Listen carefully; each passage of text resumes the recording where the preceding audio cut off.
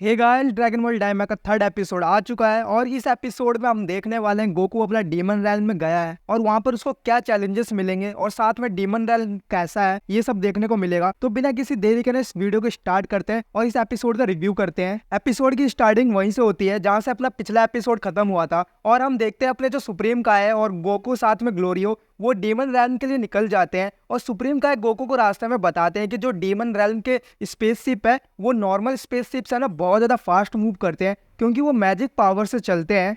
फिर सुप्रीम का ग्लोरियस से पूछते हैं कि हम है ना वार्प सामा के पास जा रहे हैं ना, तो गोकू वार्प सामा के बारे में सुप्रीम का से पूछता है। तो सुप्रीम का बताते हैं जो वार्प सामा है वही डीमन वर्ल्ड को ना आउटसाइड वर्ल्ड से कनेक्ट करता है और वो एक पॉइंट है जिसको हमें क्रॉस करना पड़ेगा, जिसके बाद ही हम डीमन वर्ल्ड तक पहुंच सकते हैं। और यहाँ सुप्रीम का ग्लोरियो से पूछते हैं तुम गोकू को लेने आए थे ना, तो ग्लोरियो बताता है हाँ मुझे थर्ड डीमन वर्ल्ड के जो किंग है उन्होंने है ना गोकू को लेने के लिए भेजा था क्योंकि जो किंग गोमा है उसको गोकू ही हरा सकता है। और वो किंग गोमा के पावर के बारे में बताता है कि किंग गोमा की जो हाइट है वो छोटी है पर उसके पास है ना बहुत ज्यादा अमेजिंग मैजिक पावर्स है। और तुमने माजिन बू को हराया था, मतलब यहाँ पर गोकू की बात हो रही है, उन्होंने माजिन बू को हराया था तो शायद ये ना किंग गोमा को भी हरा सकते हैं। और यहाँ पर अपना गोकू नॉर्मली बोलता है जल्दी करो यार, हमें डैंडी को भी बचाना है और साथ में हमें अपने नॉर्मल फॉर्म में भी आना है, तो वहां पर जल्दी लेके चलो। ग्लोरियो के ये सब बताने के बाद सुप्रीम काय के फेस के एक्सप्रेशन से ऐसा लग रहा था कि सुप्रीम काय है ना ग्लोरियो के ऊपर है ना बिल्कुल भी भरोसा नहीं कर रहे हैं। उसके बाद सुप्रीम काय को हम देखते हैं वो अपने लोकेशन किबिटो के पास भेजते हैं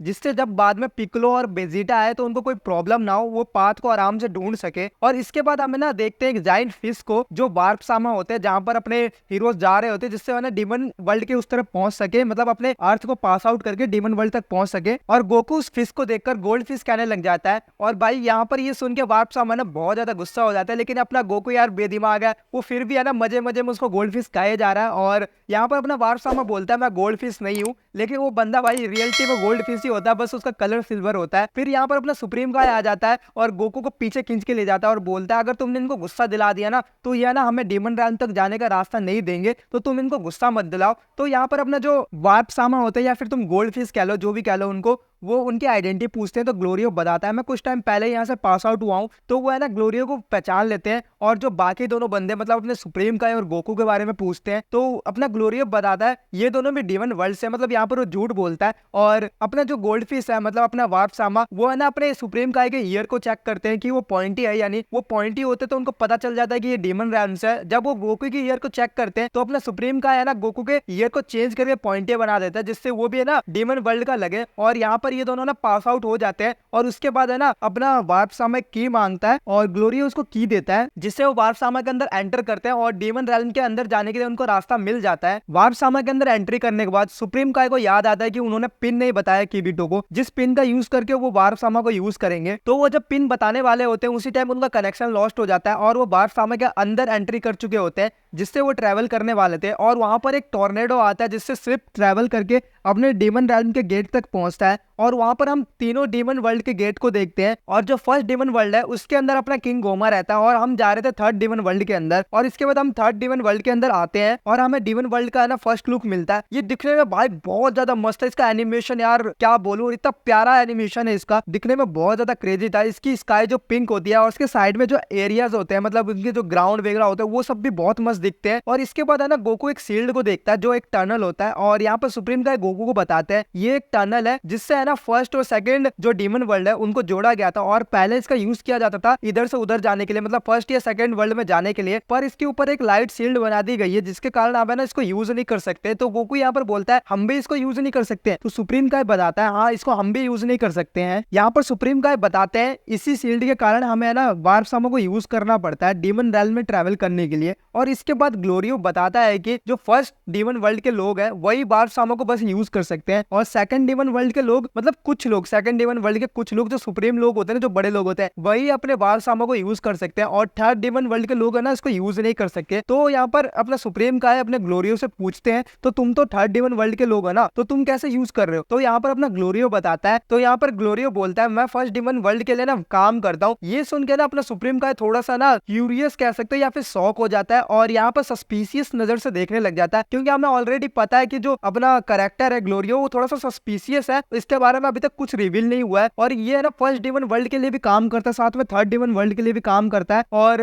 ये गोकू को लेने आया, जिसके कारण अपना सुप्रीम काय जो है ना उसके ऊपर शक कर रहा है। और इसके बाद हम वहाँ के व्यूज वगैरह देखते हैं और वहाँ पर हम किंग डाबरा की एक बड़ी सी स्टैचू को देखते हैं, जिसको गोकू देख के बोलता है ये तो बहुत ज्यादा बेकार है। और इसके बाद हम कायोशिन सामा को बोलते हुए देखते हैं ये अर्थ से बहुत ज्यादा अलग है, मतलब जो डीमन वर्ल्ड है वो अर्थ से बहुत ज्यादा अलग है। तो गोकू है ना नॉर्मल वे में बोलता है ये तो मुझे है ना कुछ भी नहीं लगा, मुझे लगा जो डीमन रैल्म है वो बहुत ज्यादा डरावना होगा, पर ये अर्थ से कुछ ज्यादा ही अलग नहीं है, मतलब हल्का सा माइनर सा फर्क होगा। तो सुप्रीम काय बोलते हैं ये अर्थ से थोड़ा सा सिमिलर है, पर इसकी जो इकोसिस्टम है ना वो बहुत ज्यादा अलग है अर्थ से, और यहाँ के जो एनिमल्स और प्लांट्स है वो अर्थ से बहुत ज्यादा अलग होने वाले हैं। फिर हम अपने गोकू को देखते हैं जो शिप में बैठकर काफी ज्यादा बोर हो चुका था और है ना वो काफी टाइम से ट्रेवल कर रहे थे, जिसके कारण गोकू बोलता है मुझे फ्रेश हवा चाहिए। और ग्लोरियो उस शिप को जमीन पर लैंड करता है और इसके बाद हमारा गोकू है ना जमीन पे उतरता है। और इसके बाद हम फाइनली अपने डीमन रैल्म को देखते हैं कि वो कैसा है, मतलब हम अभी तक शिप के अंदर से देख रहे थे, अब हम शिप के बाहर से देखते हैं वो कैसा है। और गोकू वहां पे बाहर निकल के घूमने लगता है और वो नोटिस करता है कि वहां के जो एयर है ना वो बहुत ज्यादा थिक है, मतलब मोटी एयर है, और उसका जो मूवमेंट है वो काफी ज्यादा स्लो हो जाता है। वो अपने पंचेस थ्रो करके देखता है, लाते किक्स मार के देखता है, लेकिन उसकी जो किक और पंच की स्पीड होती है ना वो बहुत ज्यादा स्लो हो जाती है। और यहाँ पर ग्लोरियो बताता है ये जो एरिया है ना वो वोल्केनोस वाला एरिया है, मतलब यहाँ पे गैस है ना बहुत ज्यादा है, जिसके कारण यहाँ की जो विंड है वो बहुत ज्यादा थिक हो चुकी है और हैवी हो चुकी है, इसलिए ना हमारा जो मूवमेंट है वो बहुत ज्यादा स्लो है, पर ये जो गैस है वो हार्मलेस है।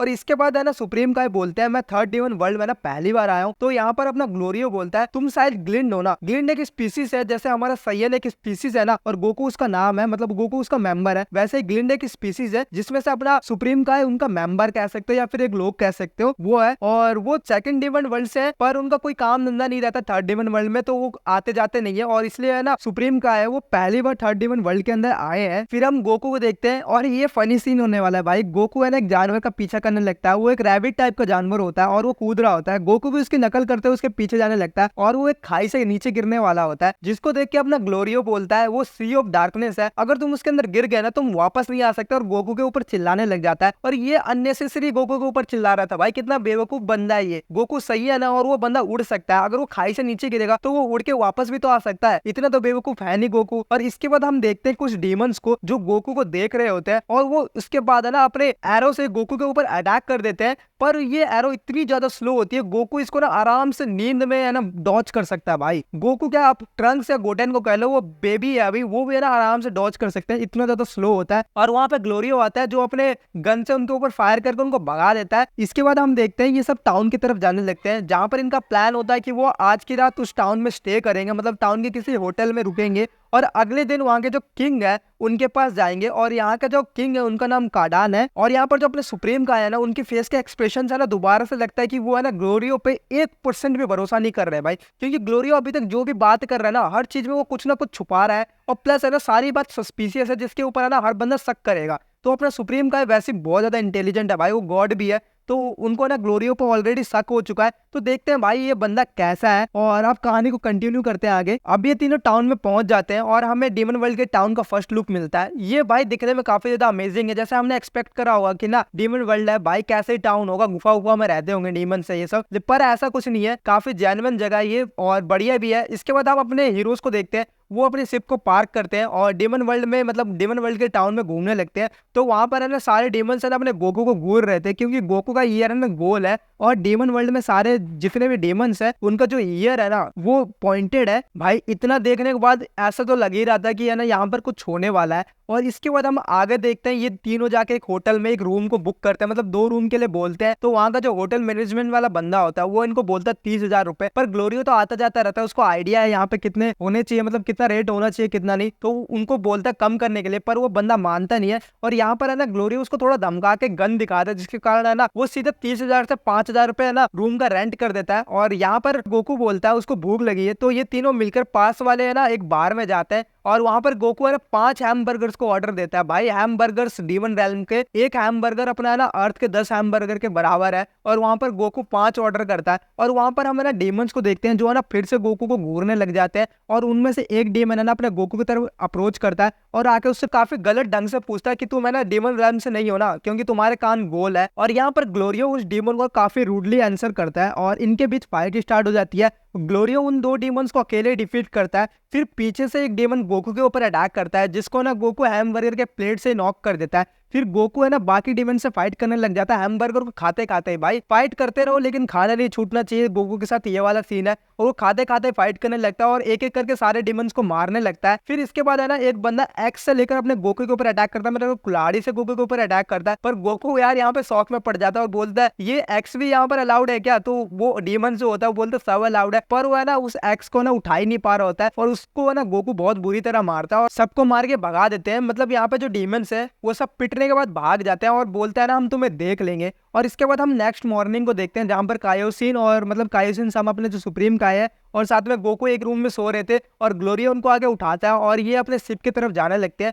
जिससे वो किंग के पास जाए। पर वो जब अपने पार्किंग लॉट में पहुंचते हैं वो देखते हैं कि उनकी शिप गायब हो चुकी है और उनकी शिप को उन्होंने गायब किया था जिनसे इनकी फाइट पिछले रात को हुई थी। और ये एपिसोड जो है ना यहीं पर ऐड हो जाता है। भाई ऑल ओवर ये एपिसोड बहुत ज्यादा मजेदार था। इस एपिसोड में भाई हमने बहुत कुछ देखा, साथ में अपने डीमन वर्ल्ड को भी देख लिया वो कैसा होने वाला है। प्लस यार ये जो एपिसोड है ना, ये एपिसोड में बहुत कुछ हिडन डिटेल्स थी, क्योंकि अपना जो ग्लोरिया है उसके बारे में हमें बहुत कुछ अभी तक नहीं पता चला। लेकिन हमें इतना समझ में आ चुका है जो थर्ड डीमन वर्ल्ड के लोग हैं वो काफी ज्यादा पिछड़े लोग हैं, उनके पास ना वेपन्स वगैरह नहीं है। पर जो अपना ग्लोरिया है उसके पास गन है। हमने बाकी डीमंस को देखा उनके पास कुल्हाड़ी है, तो किसी के पास डंडा है, तो कोई एरो का यूज कर रहा है। पर अपना जो ग्लोरिया है उसके पास गन है। तो ये जो ग्लोरियो है ना वो काफी मतलब कह सकते हो एजेंट टाइप का बंदा है। एजेंट तो है, इसके बारे में हमें पता तो चल गया, लेकिन है ना शायद से विलन भी हो सकता है जिसके बारे में हमें आगे आने वाले एपिसोड में पता चले। तो देखते हैं भाई ये बंदा कैसा है और मिलते हैं नेक्स्ट वीडियो में। तो अगर आपको वीडियो पसंद आई होगी तो प्लीज वीडियो को लाइक करना, शेयर करना और चैनल को सब्सक्राइब करना। Thank you guys.